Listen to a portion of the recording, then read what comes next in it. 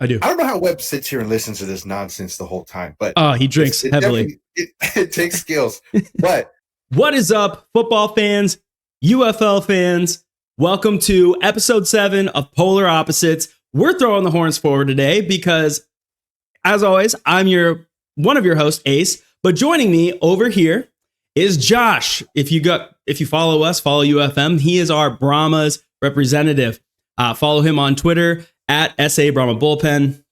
Fantastic guy. You're not going to find someone who loves San Antonio more than my man Josh and his producer Dustin.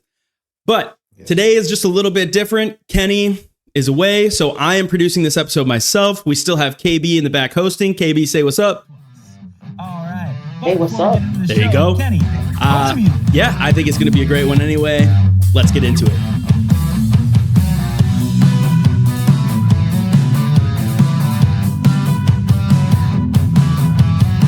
All right, so we have a great episode today.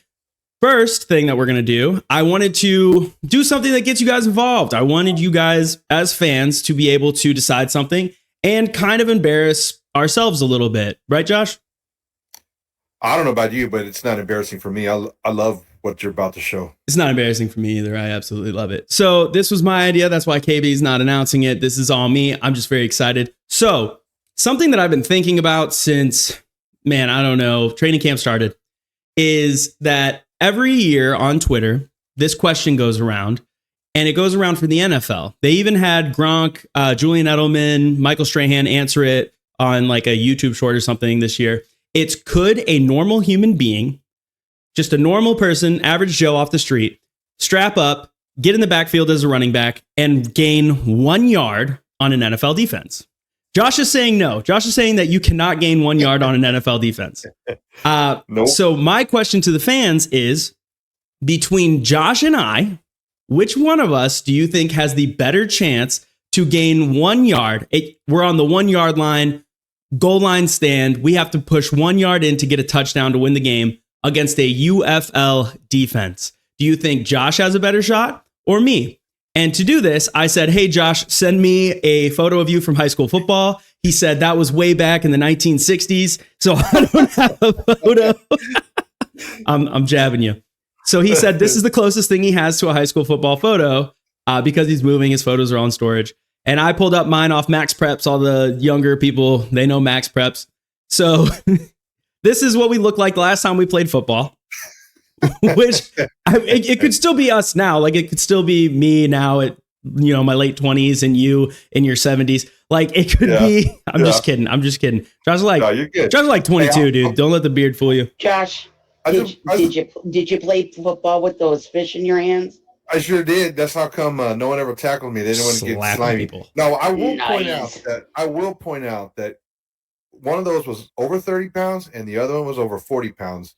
So use that in your decision making right there, okay? I'm just saying. Dang. I will say that my brother and I, we wanted to see how we would do in the NFL draft in the 225-pound bench press, and your boy got 14. So just so you know.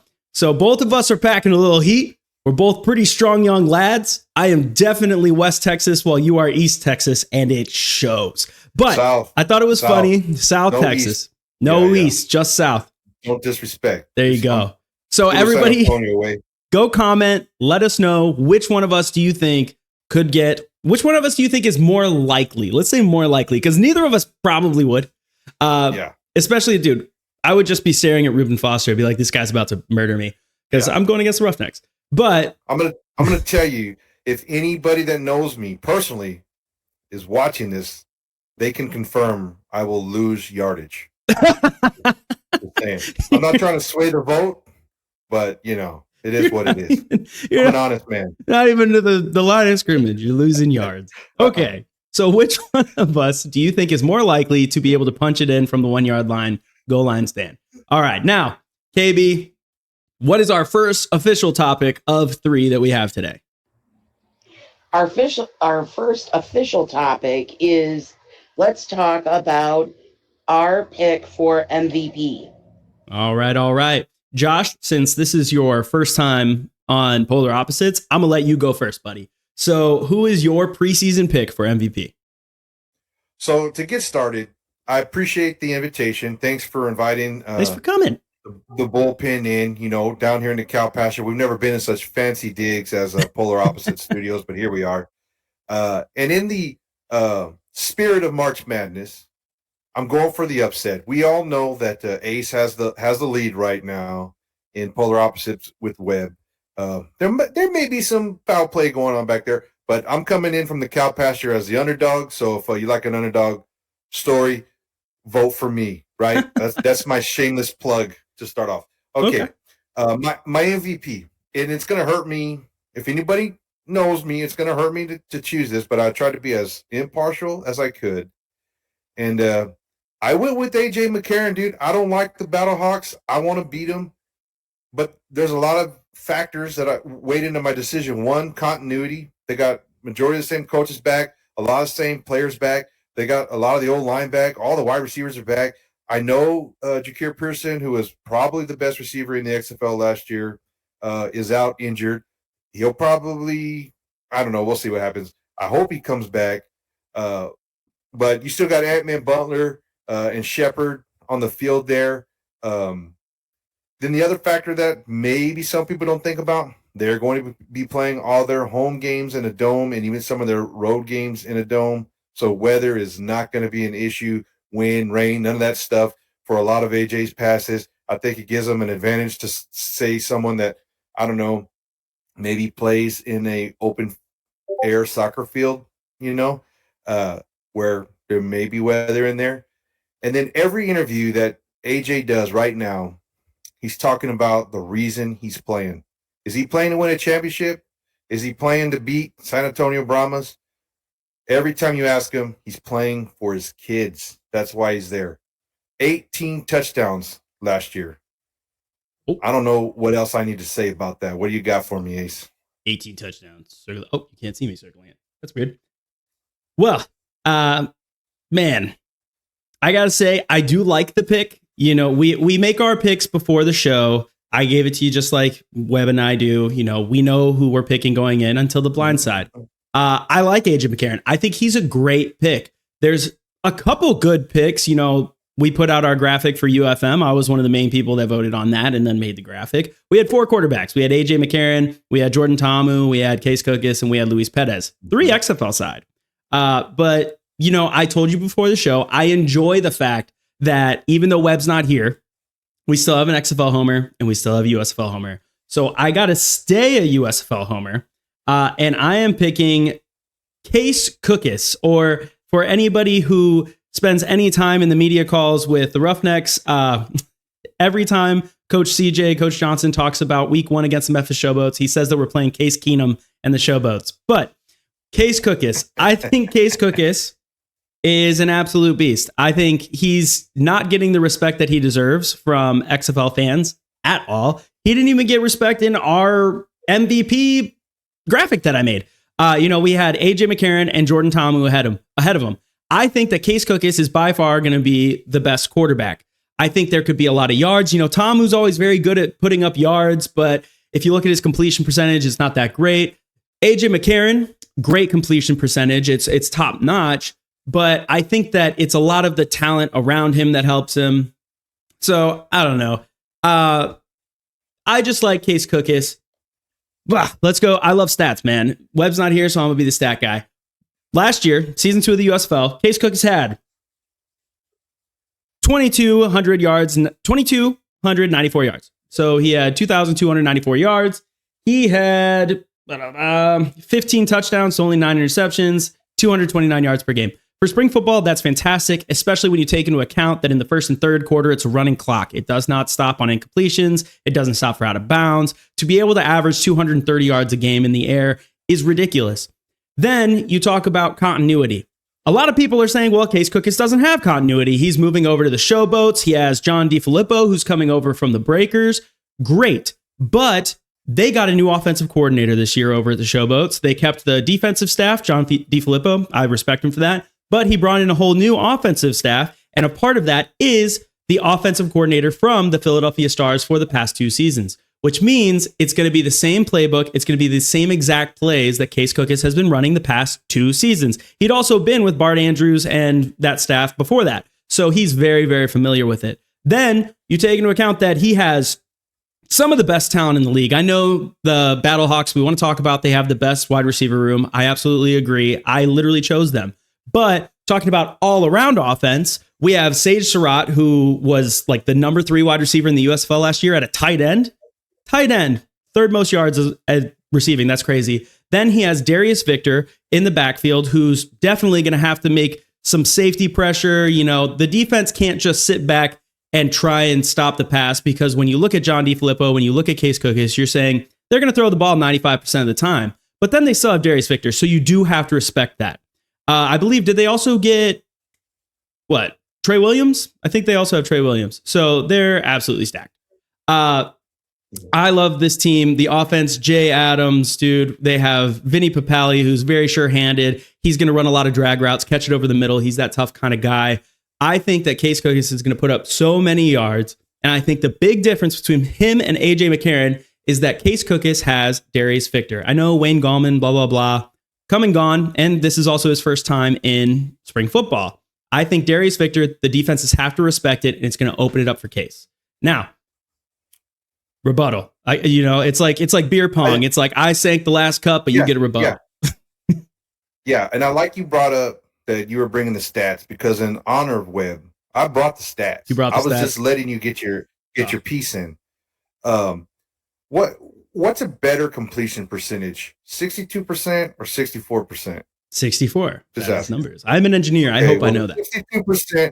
The 62% belongs to your boy Case Cookus. I'm just throwing it out there. I believe the other thing is 30 touchdowns versus 14 interceptions. Convenient that you left out the interceptions that Cookus has thrown. I said 15-9.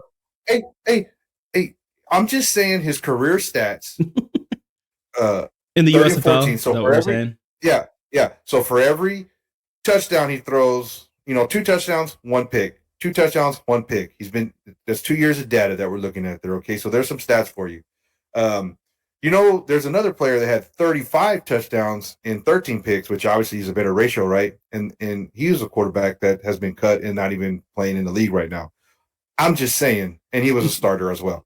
The other thing is Case Cookus, I love his playing style. He plays with a reckless abandon. Yes. But what does that mean in quarterback speak? Injury prone. What happened in the championship game? He broke his leg. Right?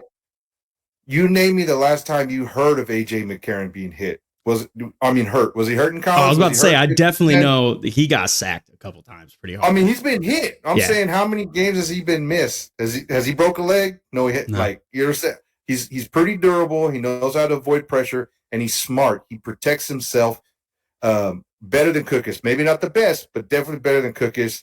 And he's not as wild on the field. So, longevity, you're talking about who's going to be the MVP. The MVP is going to have to play every game. Mm-hmm. They're going to have to win a lot of games. Mm-hmm. And we don't even know, is Cookus on a team that is thought to be the best team even in their own conference? We did figure out they're calling them XFL and USFL conference. Has anybody ever said Memphis is the best team in the USFL conference? Yes, multiple people have. They think that they are by far the stacked team. But I do want to bring it back to something that you said. You said Case Cookus broke his leg in the championship game. So here's something. A lot of people like to debate, is winning a quarterback stat? And for the sake of my argument right now, I'm going to say yes, it is. And Case Cookus has been to a championship game where last season AJ McCarron missed the playoffs. That's just, I don't know. Did AJ McCarron win MVP last season? He was playing tougher competition than Cookus did. No, that's a genuine question. I think he got Offensive Player of the Year, I think. Was MVP Jordan Ta'amu? Man, I paid attention to the XFL, but not like attention. I watched a lot of games. That's crazy. It was bad voters last year. I'm just saying. Crappy voters. XFL. No, but I'm going to say that winning is a stat. I think that at the end of the season, their stats could be pretty similar. I wouldn't be surprised if Case Cookus has more interceptions. I just believe it. The dude is really willing to whip it out there. Where I think AJ McCarron, ever since college, has always really taken more of a game manager. Does that mean that he can't sling it? No, you can be a game manager in the NFL and come down and be a beast in spring football because it's spring football. But I think Case Cookus is just, I think his edge, the fact that he's willing to sling it like that, that's what wins games, man. And that's what took him to the championship. And they would have won, in my opinion. That's my opinion. Don't come at me, Stallions fans. I think they would have won if he hadn't shattered his leg. That was crazy. But, yeah. All valid points. I mean, Brett Favre led the NFL in touchdowns and interceptions, right? So it could happen, but I agree. I've seen it. Jameis Winston, but he was the first person to throw 30 touchdowns and 30 interceptions, and I still think that was one of the most fun seasons to watch as far as quarterbacks go. I wanted the Vikings to pick him up. Thought it would be a blast.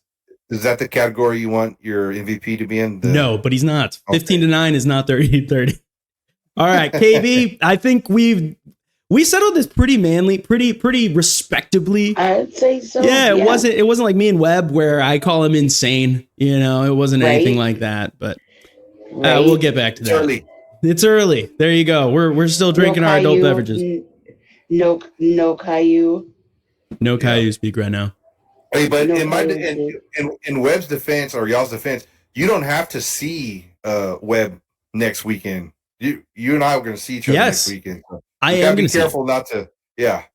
That's wild. I didn't even think about that. For everybody watching, most of the UFM is going to be at that first game in Arlington, the championship showdown, Renegade Stallions. I think it's me, you, Buck, Scout. Is producer coming, Dustin? Producer's coming, baby. Producer's coming. That's a lot of people. That's a lot of people we have like 10 people total that come on shows. For half of them to be at the game. Oh, and Maverick, he's going with me. So awesome. That's going to be crazy. But KB, what is our second topic of the day? Next topic is, who do you think is going to win Coach of the Year? Coach of the Year. Well, I let you go first last time, so I'm going to go first this time. Man, I'm a player's coach. I love when it's a player's coach first, and especially when a coach is willing to interact with the media and interact on social media. And the epitome of all of that is my man, Anthony Becht. I mean, I've tagged him a couple times. He hasn't responded, but that's totally cool. He's a busy guy. He responds to a lot of people. Anthony Becht is a great coach. He's a first-time head coach. He comes in last season, wins 7 games. Misses out because of the BS playoff, system that they had. I just told you that AJ McCarron didn't make the playoffs. Yes, but I think it's BS. I think they should have been in it. The Sea Dragons didn't deserve it. I think it would have been a much, much better game if they had made it and played the DC Defenders. I think they might have made a run. But I think Anthony Becht is a fantastic first-time head coach. He's going into his second season. He already has a winning record under his belt. He's like Mike Tomlin. He's never had a losing season yet. So is it going to be him and Mike Tomlin's first losing season? Russell Wilson? But yes, I love Anthony Becht as a coach. I'm kind of jealous. I think he would be fantastic. I wish he was the Roughnecks head coach. I love CJ, but Anthony Becht, he's young. He's up and coming. He has a chance to really move up the ropes to become an NFL head coach and do it for a good amount of time after doing XFL. He's a player's coach. The players absolutely love him. Hakeem Butler was on the team because he DM'd Anthony Becht. How many coaches in this league do you think can actually answer DMs? Like physically can figure out how to get to the DMs on their phone? Not that many.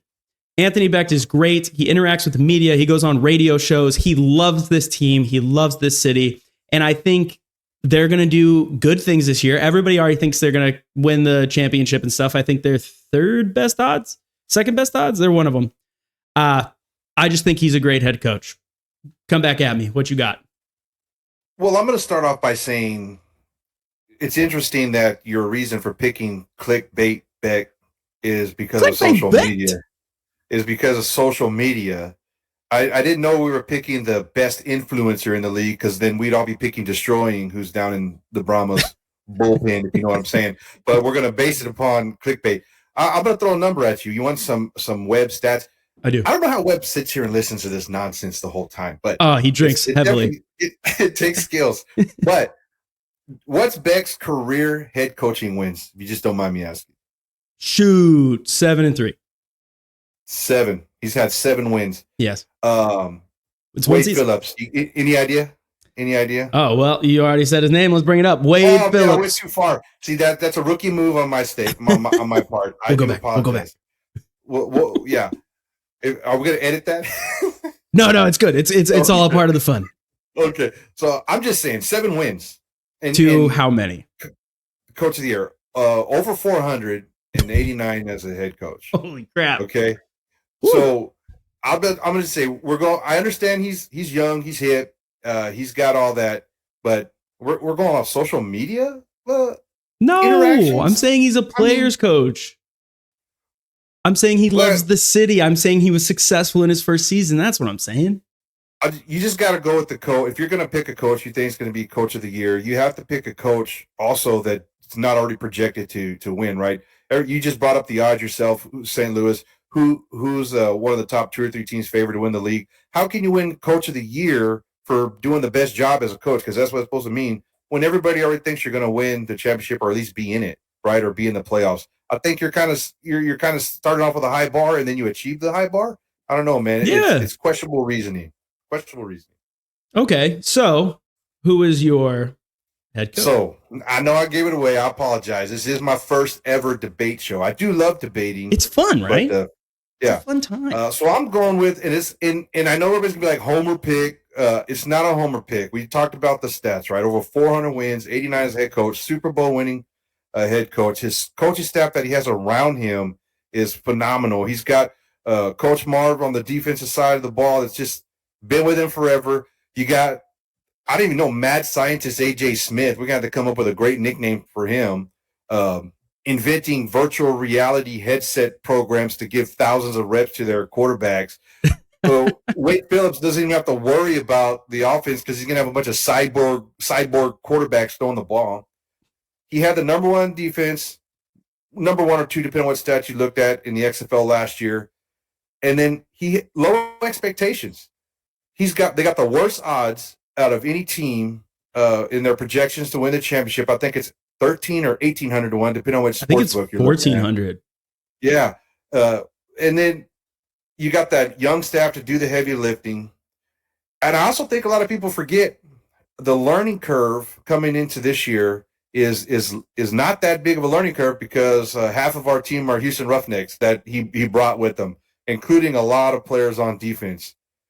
And then I'm even going to raise you a social media thing. My boy, Son of Bum, follows the Brahma Bullpen on X. Thank you very much, Son of Bum. Much love. But who's got better dad jokes on X than Wade freaking Phillips? I wouldn't know. Oh, man. I didn't even plan that. Man, are you going to let everybody in? That's funny. I'll let everybody in on the joke of why I don't know about the dad jokes on Twitter. As everybody who follows me on social media sees, I am doing a 100-day countdown where I do a different graphic every day and I roll through the 8 teams and restart. Earlier this week, it was the Brahmas, and I thought I made a pretty solid graphic, and I was very excited. Wade Phillips, Son of Bum, was in that graphic. He was one of the slivers of Texas. So I wanted him to see it. I tried to tag him, and I couldn't tag him, and I was really confused. I was like, maybe he changed his handle. I don't know what's happening. So I Googled it. I clicked on Son of Bum on Google. I was like, no, it's still him. And it finally took me to his page. Wade Phillips, apparently, he's salty that he's not the Roughnecks head coach anymore, and he has blocked me on X. I don't say anything negative on X. I don't attack other teams. Not that negative, but I don't attack other teams. Like, I'm not sitting here like Stallions fans attacking people for saying that their team is good. And I have been blocked by Wade Phillips, which I think is hilarious and also kind of cool. I wanted to add that to my accolades. Yeah. If I have a resume for spring football, covering spring football, yeah, I was blocked by a former Dallas Cowboys head coach. That's pretty dope. Yeah. You know?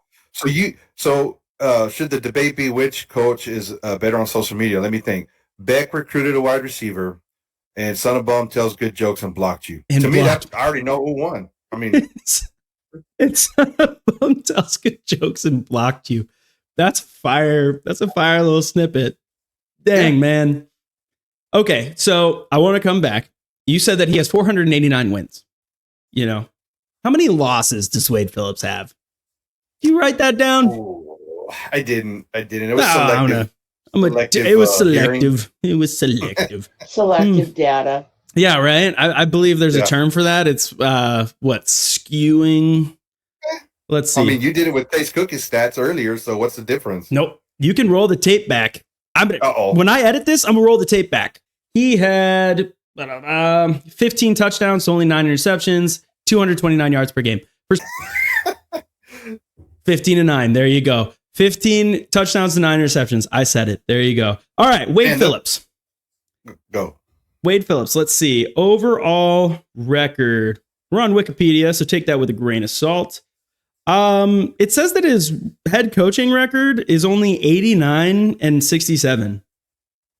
Yeah. So I did say 89 as a head coach, 400 wins overall. Oh, okay. Roll that back, Ace. Roll. Okay. I will say his career, for some reason, is different than regular season. Oh, okay. So career. So that's including postseason, playoffs. Yeah. NFL postseason with the Super Bowl. I don't know. Has Beck got any of those? How did he win a Super Bowl in the postseason if his postseason record is 1-6? That's strange. All it took was one, I guess. I don't know.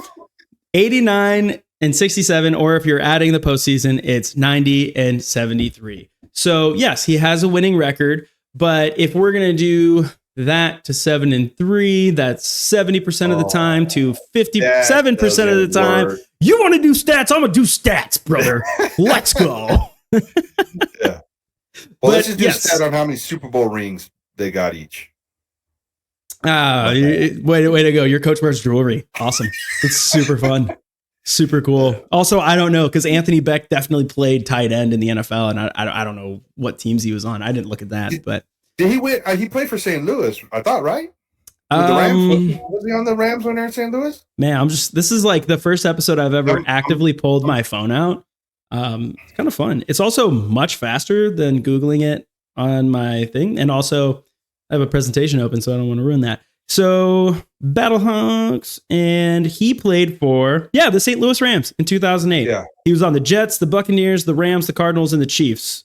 His last season was in 2011. So I'm going to say he doesn't have a Super Bowl.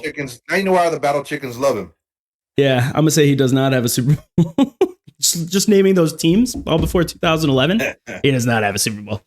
But I don't know. Everybody, you get the last vote. Let us know. Do you think that the coach of the year is more likely to be Anthony Beck or Wade Phillips, who blocked me on X? And that's ridiculous, but whatever. All right. Whatever. Move on to number 3. KB, what is our third topic of the night? Okay, third topic is, which team do you think this season is going to be the biggest disappointment? All right. So I like to go back and forth, who's going to start. And so it's your turn. You get to go first. Okay. Well, we're going to start off with making all of the biggest haters on X upset. I am going with, hey man, don't hate. Don't make me block you, Ace. Anyways, we're going to go with the Birmingham Stallions. And we're going to use the same logic I use with picking the head coach. Expectations. Everybody is expecting these guys to get the first ever UFL championship. Notice I didn't mention anything about the championships for the league that no longer exists. Everyone thinks that they're going to just roll through and win. I think they got further to fall. I think that the expectations are a lot higher. I think that they're going to be a lot more pressure on them than on some of the other teams. I also think that they're playing a lot stiffer competition than they've played in the past. Every team is better than they were, depending on what league you're talking about. I'll say all of them are better. I'll even say the Stallions are probably better than they were when they won those 2 championships and dominated the USFL, because that's what they did. But they did get beat by a team called Memphis, I think, that only won like one other game maybe last year. So Memphis was able to sneak up there and get them. And I think Memphis is better than they were this year. They got some turnover and all that stuff. The question I got is, where did Birmingham get better? And I know they just signed like yesterday or the day before Taco Carlton So maybe they did get a little bit better on the defensive line since I did my research for this. But I just don't think they've made as many improvements as some of the other teams. I feel like other teams are a little bit deeper. So I'm kind of thinking that the Stallions are going to go 6-4. I think they're going to lose to Memphis in week 2. I think they're going to lose to DC in week 4. I think they're going to lose to St. Louis in week 7. Those are all road games. I think that the Stallions are not used to playing a lot of road games, as everybody knows. They had that preferable location there in Birmingham for a while. And then I think by the time we get to week 9, I think the coach of the year who is also going to have probably a shocking season where nobody foresaw coming, and overachieve and get that win in week 9 here in San Antonio at the Dome. I think the Stallions are going to wind up being 6-4, and the fan base that cries the most on X will be crying. It's going to put them on the bubble. Will they make the playoffs at 6-4? We don't know. It depends on what everyone else does. But I think that everybody, all their fans, I would say, expect them to go undefeated. So they're setting themselves up for the biggest disappointment. I vibe with that because just more specifically because I hate the Stallions. Everybody knows that as far as Stallions hating goes, I'm pretty high up there. I really don't like them, which is funny because I've interviewed their head coach. I've interviewed Jamar Smith, and I actually enjoy both of them. But, as a fan base, I don't like the Stallions. Let's just say that. The team is fine. Whatever. Fans, bah. And if you're watching, bah. But I don't know. One, I want to correct you. They lost to the Houston Gamblers, sir.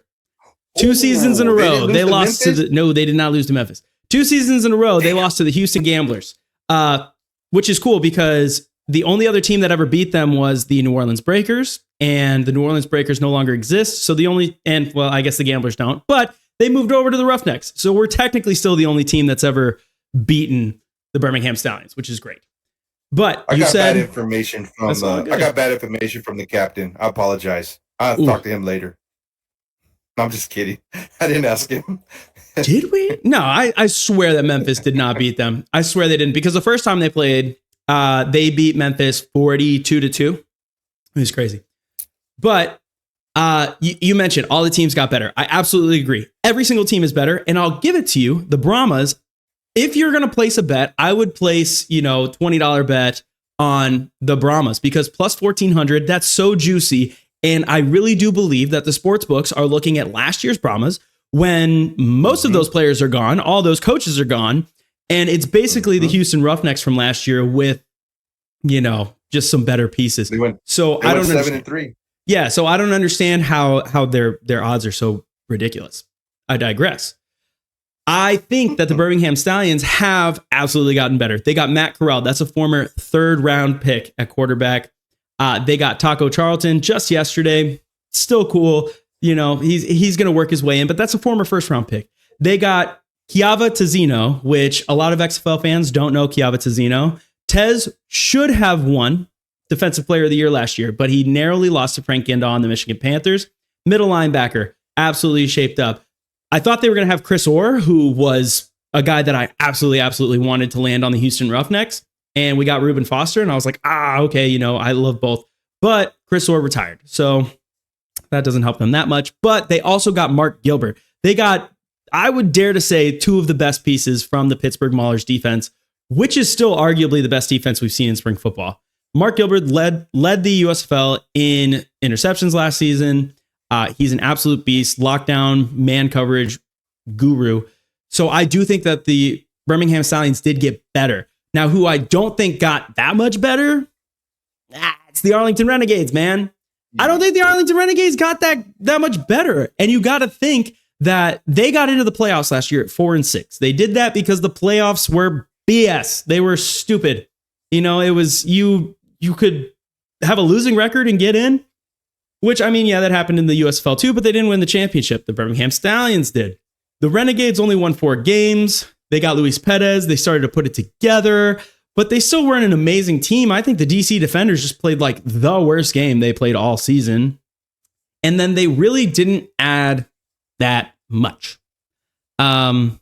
I don't know, man. I think they lost TJ Barnes. They lost some pieces. I just don't think that they're going to be that good. I do like Sal Cannella. I like Luis Perez. I think their offensive line was going to be very good, but then Garrett McGinn got hurt. And, once you lose the best offensive lineman on your team, everybody's like, nah, it's offensive line. No, it's offensive line. That is probably the second most important position in spring football besides quarterback, because if you can't protect your quarterback, you're going to look like crap. I don't know why they don't incentivize offensive line more. Honestly, I think that they should be paid the most in the league, just because if they want good quarterback play, if they want more scoring, they need better offensive line. You need to get more of those practice squad guys from the NFL, give them a little more money, get them down here, because that will give you better football. Also, I don't know if you know this, I wasn't supposed to say it last year in the USFL, but it's happening again this year, and it's not the USFL anymore. They don't call holding in this league. Fun fact, they really won't call it unless it's absolutely egregious. You have to tear a dude's jersey. So they are really leaning towards the offense and the offensive line.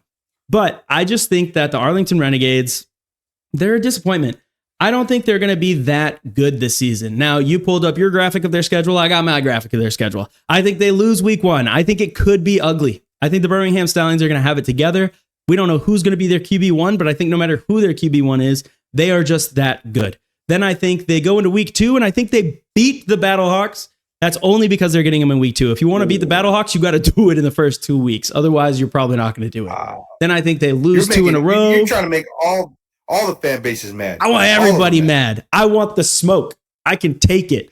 You know why I can take it? Because I can rush a yard on a UFL defense, Josh. That's why. But I think they're going to lose to DC and Houston. Then I think they win a couple, and I think they lose out, man. I think that their schedule's tough. I do like the Brahmas. I think that they're going to beat the Renegades the second time they meet. Man, and then, dude, they're going to see the Battlehawks again. And I think by that time, the Battlehawks are going to be playing for playoffs, and they're going to be steamrolling people. I think AJ McCarron's going to be putting up numbers by that point, but not enough to be MVP. I got to watch myself. It's hard to battle 3 topics and keep yourself in check arguing each topic, but I'm trying my best. But I don't think that they're going to win more than 4 games. I think that they peaked last year. I think then every team, was rising up, and they were just rising a little bit slower. So I don't think they're up there with everybody else. The big thing that I don't love about them is their defense. I do not think they added a lot of pieces on defense. You can try and do all you want on offense, but if you're just getting scored on every drive, not great. But we're back. So let me ask you a question. How many of the 8 teams do we already know who the starter is going to be, and know that starter is a past champion? I'll wait. Yeah, it's just them. Okay. It's just them. No quarterback controversy in Arlington, right? No. That means all first team reps to the same guy, right? Yes. You want to talk about continuity and getting on the same page? That's who's going to do it. So I don't necessarily know if I believe that Arlington's going to be a 4-win team. Now someone's going to have to be a 4 or 5-win team. I get that, but you got an XFL championship team, XFL championship quarterback with the same coach coming back in the league. And let's talk about the home cooking that we brought up for the Stallions. Not to the same extent, but to a certain extent, Arlington's got that. They're basically home all the time. And even when they have an away game, they travel from home and back, and they're there. They're doing the least amount of moving for any team in the XFL, the least amount of travel. So I think that in a long season, it might not show up week 1 or 2, but I think towards the end of the season, they might just be a little bit more comfortable than other teams. And so I just think that they might not be the most disappointing team. A lot of people don't feel that they're the best team in their own conference either. Everyone's talking about DC and St. Louis. Yeah. No one's talking about the Brahmas and Arlington. So even if Arlington does only win 4 or 5 games, does that make them disappointing when everybody's predicting them to win 4 or 5 games? I mean, you kind of got me on that one. Yeah, it's hard because they have less to fall because they are okay. How about this? The community thinks that they are going to be middle of the pack, if not bottom. Go look at the sports books. Because they are the champions from last year, they're sitting at about the 3-4 spot. So they're up there higher. They do still have a good amount to fall, but the Birmingham Stallions, hands down, are the number one spot in every single sports book. They are the most likely to repeat champions or be the inaugural champion of the UFL. But I don't know. I do like the point that you made that the Arlington Renegades actually have home games. So they have home games in the sense that they don't have to travel. Where every other team, yes, they have home games, but they're still traveling to those games, which I think bodes better for the Texas teams because they're just going to be driving. They don't have to fly. They don't have to deal with all that stuff. It was brought up to a Roughnecks fan who was a friend of mine, James. I'm going on his show on Sunday. I'll drop that. He brought that up to me, and he did not believe that the Renegades were going to be as bad as everybody is saying because of that fact alone. Like literally, mostly his argument was just the fact that they actually have games where they can just drive up to the game in their own personal vehicle. I almost said POV. That's the military in me. Didn't mean to rhyme. They get to just drive up to the game, play the game, drive home. And yeah, but no, these are still professionals. There's still a week between. I've had weekends where I'm traveling. I don't know. I don't think it's going to make as big a difference as some people are making it sound. Sleeping in the same bed for 8 weeks as opposed to sleep in a different bed every week. Think about this. I don't think they're going to go and sleep there. I genuinely think they're going to fly up like morning of. There's definitely players going to be in home markets from Arlington every game the day before the game. Okay. So there's definitely going to be some players that are coming to San Antonio on Saturday when the game's on Sunday, or any other team going to Birmingham if the game's on Saturday. They're going to be there Friday night doing something. It's going to happen every week. The UFL's already made that very clear. Yeah. I like your argument. I'm going to give it to you. All right, I like your argument. My biggest thing that I have is that I just don't believe that the Stallions are going to disappoint. That's my biggest thing, is that I don't believe the Stallions will disappoint. I think that, the Renegades could be exactly who we think they're going to be or worse. I don't think the Stallions are going to be that much worse. Did I say something? I think the Renegades. Is that what I was trying to say? The Renegades are going to be what we think they're going to be or worse. I think the Stallions are just not going to disappoint. I just don't see them doing that. They have Skip Holtz, who, he could easily be coach of the year. He was coach of the year last year for the Birmingham Stallions. That was year 2. That was when they already won the championship and they had to go back. They set the bar very high, like you said, and they had to go reach that bar, and they did, and he won coach of the year. So I think they're in good hands. I just don't see them disappointing. Do I see them winning the whole thing? That's still debatable, but I do think that they're not going to disappoint us. I think we both have made great points. I have liked all of our picks. I have liked all of our arguments, Josh. I have enjoyed having you on the show. Webb, watch yourself. I'm gonna be like, Webb, you can't make it this week, right? It's cool. I'll call Josh. Yeah, I'm gonna let all the air out of his tires every week so I can be on the show. Be like, you can't make it home. That's awful. But I believe, KB, we have a blindside. We do. And speaking of Webb, we could not have a polar opposites without a contribution from Webb. Oh, this is going to be tough. So this is a Webb. This is a Webb blindside. Okay. So Webb's blindside. What team in the league has given you the most "what the hell are they doing" moments? Ooh. He's attacking me. Wow. Webb is attacking me on this. I knew right when she said Webb gave the question, first thought was it's pointed at one of us. So it was either, it was definitely not just a random question. No. So that's a great question. Are you ready to go first? Because I may need to think about it a little bit. You think about it. Yeah. Yes, I'm ready to go first. Obviously, it's going to be the Houston Roughnecks. And this is a good question specifically today because the teams have to cut down to 50-man rosters by the 23rd. So a lot of them, the coaches who haven't put it on already, said that they're going to put it in tomorrow. They need another day to think about it, specifically Anthony Becht and Wade Phillips. Last night, CJ Johnson with his GM Lionel Vitale, they submitted who they were going to release. They released former All USFL from last season, safety Manny Bunch. That was a what the hell is going on? You know, they told him that it was because they didn't know if his knee was going to last the whole season. It's like, okay, then what is the point of a depth chart? What's the point of having depth, having backups? It doesn't make sense. A guy who started the past 2 seasons for us, he started all of camp with the ones. Him and Donald Rutledge were the number 1 safeties the whole time. I heard that the whole time. And he got released. It doesn't make sense to me. Man. And then, just a lot of the releases. Isaiah Chambers, we released him. That blew my mind. He had the most tackles for loss last season. And then we released him. We brought him back like 3 days later. And then we released him again when we cut down to 50.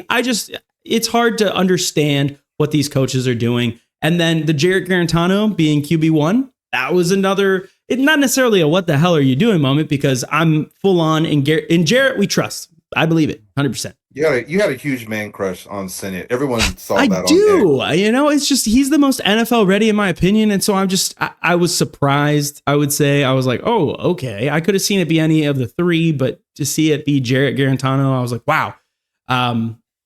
Okay, we're fully behind him, but it did catch me off guard. So they have been the most confusing to me, not just because I follow them the most, but because when I posted about Manny Bunch getting waived, it really did. Everybody who commented on it was like, I don't understand what's happening. I had players DMing me. They were like, I don't get it. I don't know what's happening. Like, why did they send him home? It's awful. I don't get it. But Josh, what team has made you think, what the hell? So I had a few moments to think about it, and it might not go true to the nature of Webb's question. Okay. But I'm gonna say it's the leagues. The leagues gave me the most what the hell moments in my sports fandom life, right? When the merger happened, there was so much information not being released. Nobody knew anything. So then you had a lot of misinformation from people making stuff up. You know, what was that one guy heard something from like a trainer or something, and what teams are going to be in, what teams weren't going to be in. And then, you know, you finally get to the point where the teams are being announced, and every fan base except for maybe 2 or 3 were on edge on whether or not they were going to lose their teams. Even here in San Antonio, we thought we were pretty safe, but then you read an article where the UFL renewed some trademarks for like an Austin team and a couple other team names, and then so you're like, wait, are they taking our team to Austin? And then even up until like a week or 2 before the game started, we were getting communications from our actual Alamo Dome here where we play, where they're saying we have heard zero information from the league, and nobody knew anything. And then you compound that for every team. Think about the Seattle teams, right? Think about Orlando. Think about the teams the USFL lost, the Breakers. I mean, the Pittsburgh Maulers affected a lot of people that's part of the United Football Media Group on a pretty much personal level. Oh yeah. And I just don't see how I could pick a what the hell moment per team when there were so many what the hell moments for the league in general. Now, I know we have a lot of the answers now. We got our teams. We're going forward. But now we have coaches doing their coach interviews, these top secret media the media deals calls. where you basically have to slip someone a $50 bill to get in there, I guess, or something. I don't know. But now you got coaches already talking about expansion and potential expansion and who the team's going to be. So now you got us YouTubers. Now we're on YouTube going, oh, who's going to be the next 4 teams added to the league? So it's another what the hell moment. And then you don't realize that. I don't know how every city is, and I hate to just like ramble on this, but it's kind of a passion of mine because we're in San Antonio. We've had a lot of NFL teasing us down here, using us as bargaining chips and leveraging chips to force other cities to build stadiums all across the country.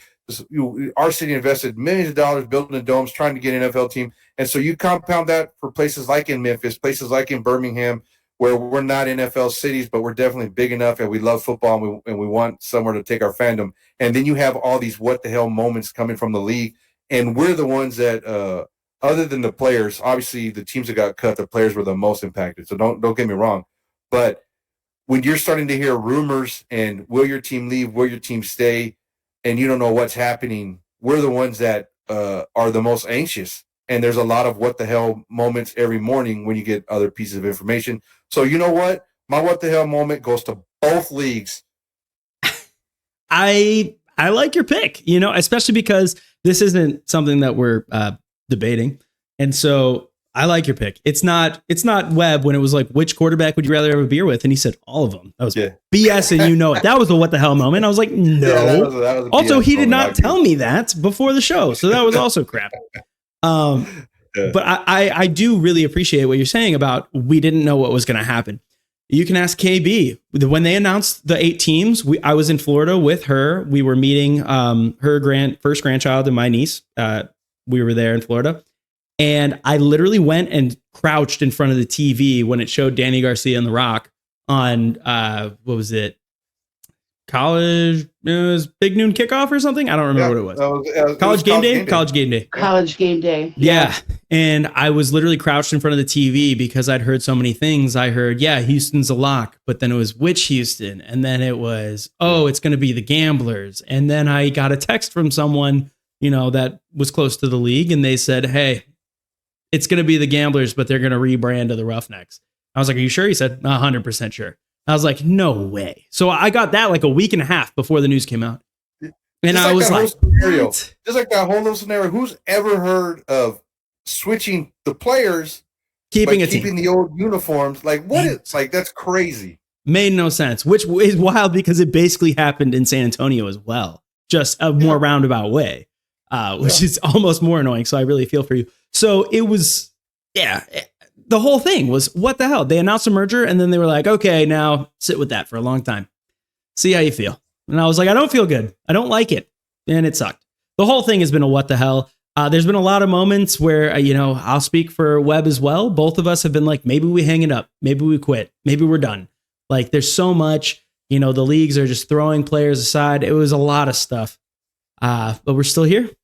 Webb's not on this one, but Polar Opposites still exists. I'm here, and this has been a show we've had since season 1 of the USFL. It just looks much, much better now. But you're welcome to come here. Heck yeah, it's because we have a beautiful bearded face. He's not wearing the cowboy hat, but I hope you wear it next week. It's coming, baby. It'll be in Arlington for sure. That's awesome. But yeah, I would say if we're picking a team, it's going to be for me, the Houston Roughnecks. Because there's just so much news. Every time I get on a media call, I'm like, what are we going to hear, dude? It's about to just break my soul. And then, I love your answer about the leagues. Yeah, the leagues are a what the hell moment the whole time. So KB, you got a straight up answer and a more roundabout kind of all encompassing answer, but I enjoy both. Excellent, gentlemen. Well, I think that's it for another episode of Polar Opposites. That is it. All right, guys. Thank you so much for watching. I will put the polls down. I'll put the polls on Twitter. Josh is going to go out. He's going to go out, but I got to just say the last pitch. I'll put the polls on Twitter at PolarOps. It's over here at PolarOps UFM on Twitter. And then I'll put the polls on YouTube as well. Thank you, Josh, so much for coming on and filling in for Webb. This has been an absolute blast. And man, make sure you like, subscribe, and leave a comment. Specifically, who do you think could rush for a yard? Me or Josh? I think it's me. I'm 6'2", 260, just so you know. That's too big for a running back, okay? Not for fullback, baby. I formation. Let's go. Moose Johnson, back me up. I'm 5'7", 200 pounds, so let's do it. All right, you throw up. We'll do the horns forward. Instead of this, we'll do the horns forward, and we're going out. There we go.